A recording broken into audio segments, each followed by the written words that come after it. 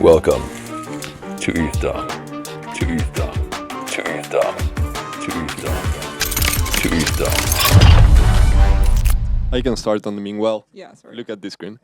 I'm Gorilla, I'm the CTO of Wonderland. She's Lumi, a researcher at Hi. Wonderland. And this talk is all about best practices.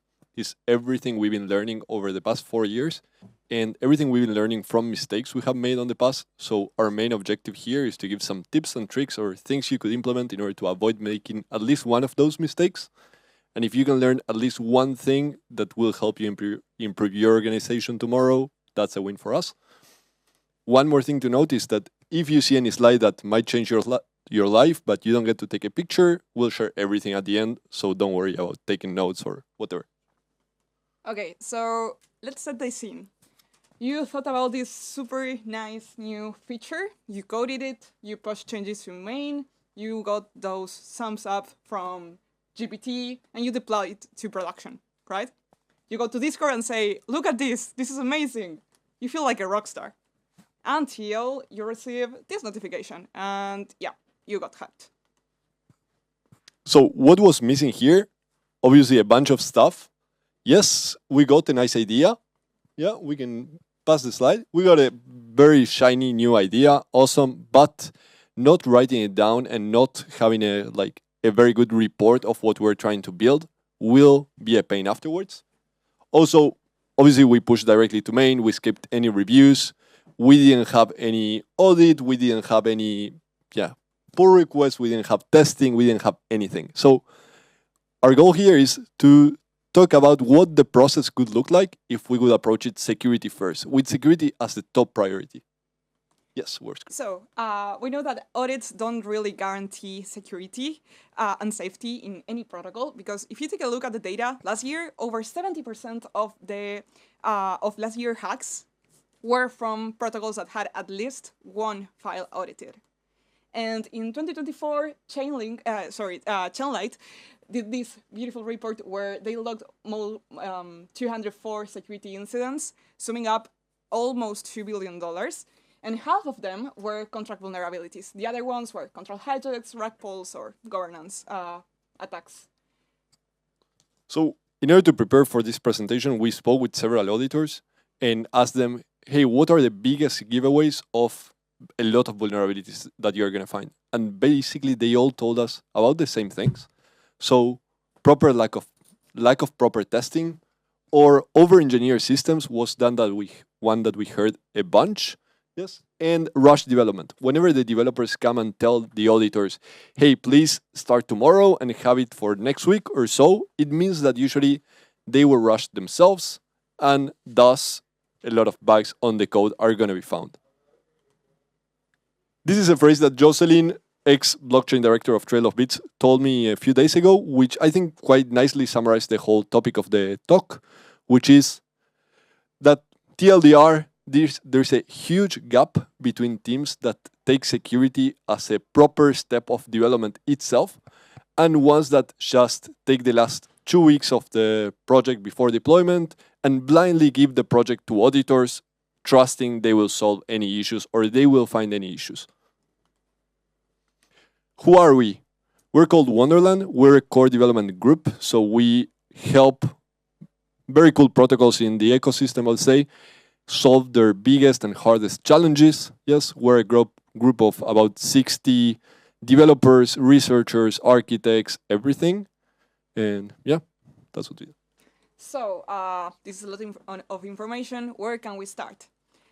Through the following slides, we will discuss some of the points we think are like the starter pack to start a security-first development. First of all, think twice and code once. For doing this, you know that when you're starting a new project, you have like this shiny idea, but you have to discuss it with stakeholders, teammates, clients. At some point, you need to actually set the specifications. And for doing that, we have the concept of an idea draft, which is basically a one-pager of the project you are going to step into. In this document, it should be short, take 1 or 2 days after previous research, and here we will specify the context, what is the point of it, which problem are we solving, the scope, which is what is expected to be accomplished during this project, and of course estimations that we will be like a little guess here, but then in the tech design we will specify them better. So yeah. Basically, you don't need to follow our template, but the main point is that every party must be on the same page before starting the project to avoid situations like this one. And then we reach the tech design step. This is the most important and probably the hardest part of any project, because it's where we translate the idea into actual logic. And here we define every contract, every interface, every external function, and how all of that talk together. And of course, you set the flow of the system, the whole architecture, and so on. One thing that usually happens, and some auditors told us this when we were talking with them, is that usually some of the main architecture pitfalls are found in the audit, and that's a late point to take action on it. So one cool bonus here is to actually do a security check in the tech design. The sooner we spot the red flags, the better it will be for the development. And that way, everyone stays aligned.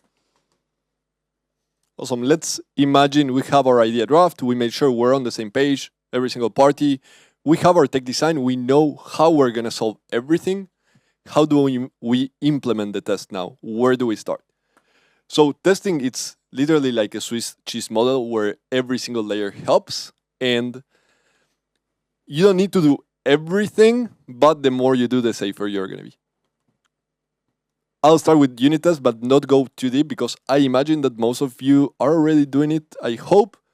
So the goal of unit testing is just test one specific unit without any external dependencies, right? So what you want to do is first not be guided by coverage because it can be lying. We'll talk about that in a minute. But second and most importantly, test with intention. Really even look at the tech design of what you want to build and write the test that you're going to do before even writing the code. The closer you'll get to DDD, actually the better. I know it's hard, DDD, and everybody tried it, and many people just forget about doing it. Here, for example, coverage can lie. I don't know if you get to see the code, but the example is very simple. There's two different returns. So in this one, if A is greater or equal than 10, you'll get to this one. If not, you'll get to this one. So we might say, okay, awesome, let's write tests for them. And we'll write the test with 11 as an input and 100, and the second with 9 as an input and 100, right? Also, we check the coverage, everything works. But we didn't test with intention. We just look at the code and said, okay, how can we make this work? But we didn't think that if we were to input A as with the value 10, then what would we get? Basically, a nuclear explosion of division by 0. Right? Coverage can lie. One other thing at unit test is when you're looking at the implementation, you might end up something with the test that's basically doing the same. This is obviously an edge case, but you'll see many times in code, copy, pasted lines, 3 lines, 2 lines. You know what I mean because I'm pretty sure you saw it before. Some bonus of unit tests of things that you can apply immediately are, for example, Bullock is a really nice one, which I haven't seen used in many projects actually, where it lets you define in human language every single test you're going to write and every single expectation, and then it lets you scaffold all the tests for you. So that's a really nice hack. Well, fuzzing the arguments, a very basic one and super useful. Instead of writing 1,000 tests, you can fuzz the arguments and constrain those arguments in order to run your test many, many times. It's not fuzzing, it's a different thing, but yeah. And this one also very important, mutation testing. Imagine in your code, you're able to run a command and change every single symbol. Let's imagine, for example, a plus for a minus, a greater than for a lower than, and then run your test again, right? And if you change a symbol and no test fails, that means that mutation survived, and then you're missing something. That's super useful as well. There's currently no support in Foundry. We're working on that. We have a PR open, still in progress. But Slither Mutate is the best one we got till now. Integration testing is basically if unit was mocking all of the external dependencies in integration, you want to leave them there, right? You want to test your code while it's talking with the AMM or the staking contract or whatever you're using. And this one is sort of the holy grail. And we saw, for example, Victor talking about invariant testing. That's pretty nice. I would like to see more development teams like define invariants and actually test them. What is that? Basically, an invariant is a property that must remain true at all times. For example, the example we hear all the time, the sum of all the balances of all the users must equal the total supply. That can never be broken, no matter the amount of transfers you make, right?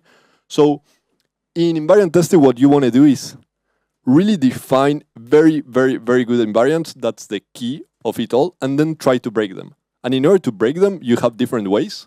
So for example, you have fuzzing, which it's a stateful manner of calling many, many functions in different ways and statefully try to break your invariant with a fuzzer. Or you can do formal verification, basically converting your code and invariants into math that will later actually be able to prove whether your state can hold true. Last but not least is that, yes, our contracts could be safe. We checked everything, we did all the tests, but whenever you connect them with your indexer or with your bridge or with your UI, things might break. So even if you do manual QA or automated like end-to-end testing, please do so.